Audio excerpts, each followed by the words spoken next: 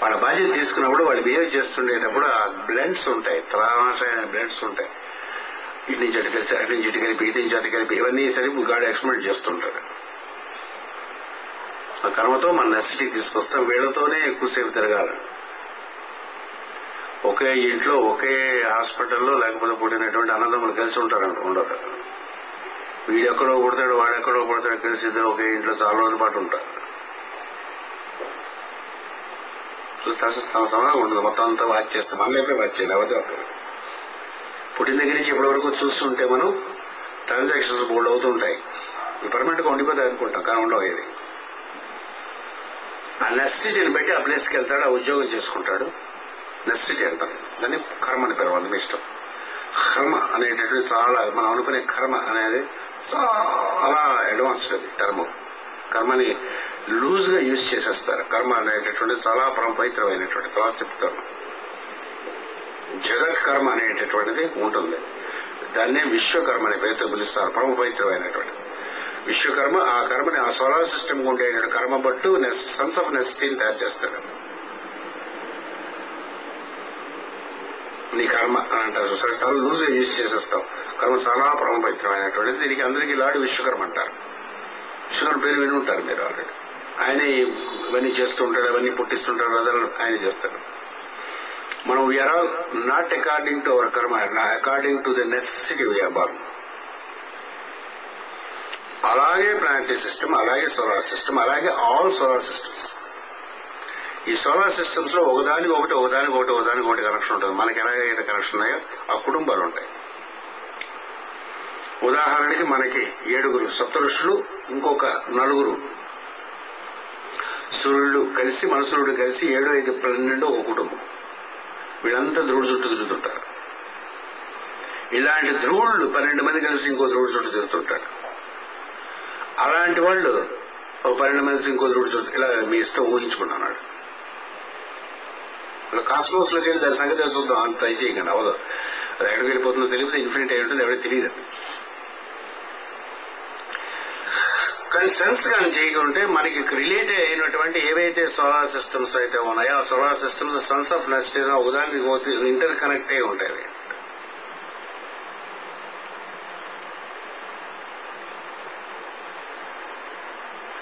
అప్పుడేంటవుతుందనంటే, ఇది ఎందుకు వచ్చిందనంటే పూర్వం ఉండేటువంటి కర్మ బట్టి వస్తుంది. కానీ ఇక్కడ ఒకటి వండర్ఫుల్ పాయింట్ ఇచ్చాడు ఆయన.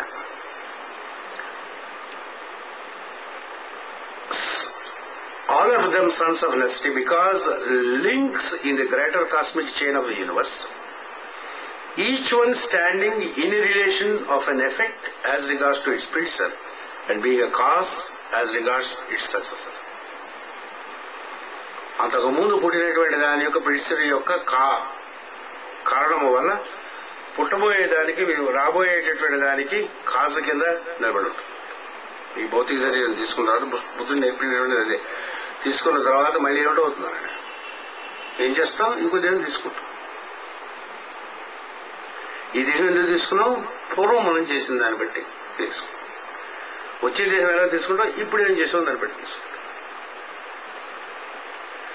దేహమైనా అంతే, మీ రోజైనా సరే, మీ సంవత్సరం అయినా సరే, మీ జీవితం అయినా సరే, ఒక ప్లానటరీ సిస్టమ్ అయినా సరే, చేయనా సరే ఒకటేలా.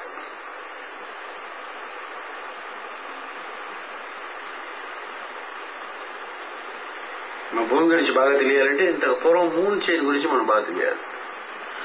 మూన్ చైన్ లో మనం ఇన్నాళ్ళు బతికిన తర్వాత ఇక్కడికి వచ్చాం. ఈ ఎర్త్ కొనాల్సి వస్తుంది. ఇంకొక ప్లానెట్ స్టార్ట్ ఉంది, ఇక్కడి నుంచి అక్కడికి వెళ్తాం మనం.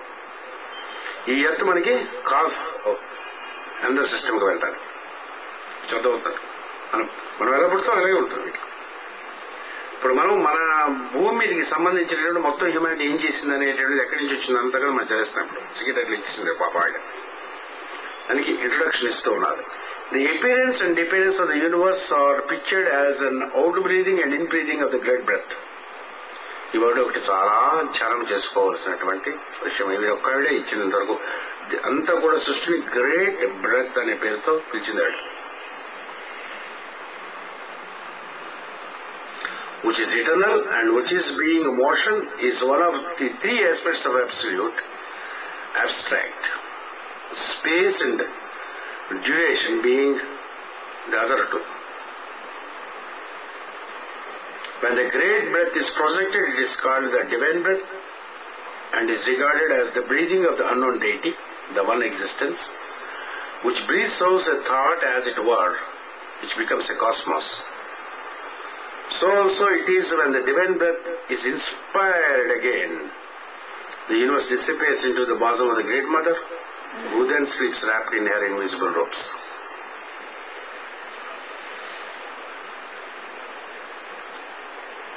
ధ్యానం చేసుకోవలసినటువంటిది ఏంటంటే ఈ సిక్కిడాటం చదువుతున్నంతసేపు నేను ఎస్ట్రాలజీ క్లాస్లో చెప్తున్నట్టుగా ప్రతి గ్రహము గ్రహాది దేవతగా చూడాలి. సూర్యుని సూర్య అంతర్యామి అనేటువంటి సూర్యుడు లోగోస్ అని ప్రతిఫలిస్తుంది. వీటి తర్వాత మనకేమని చెప్తాం? సూర్యనారాయణ. అది సౌరము అరుణము వీటి గురించి ఎక్స్ప్లెయిన్ చేస్తాయి. ఎప్పుడైనా నేర్చుకున్నాం మనం వాటి మీనింగ్స్ తో పాటు.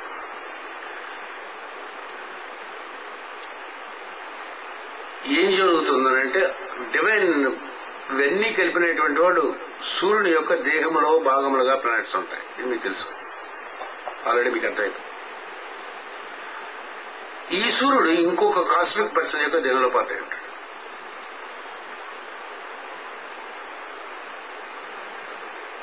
కొంచెం బాగా అర్థం అవ్వాలంటే మనకి ఇక్కడ అణువులు ఉంటాయి కదా.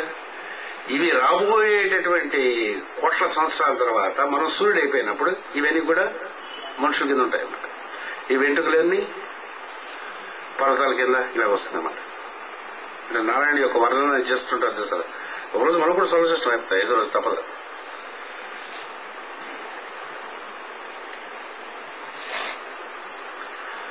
అలాగే ఆ సోలార్ సిస్టమ్ లో మనం ఉండడానికి ఇంతగా పూర్వ జన్మలయ్యేందు మనం చేసుకున్నటువంటి దాన్ని బట్టి ఈ సోలార్ సిస్టమ్ లో కనెక్ట్ అయి ఉంటాం, ఈ భూమితో కనెక్ట్ అయి ఉంటాం, ఈ భారతదేశంతో కనెక్ట్ అయి ఉంటాం, ఈ ఆంధ్రప్రదేశ్తో కనెక్ట్ అయి ఉంటాం. నెక్స్ట్ అదేనా ఈ మొత్తం కాస్మోస్ మొత్తాన్ని కూడా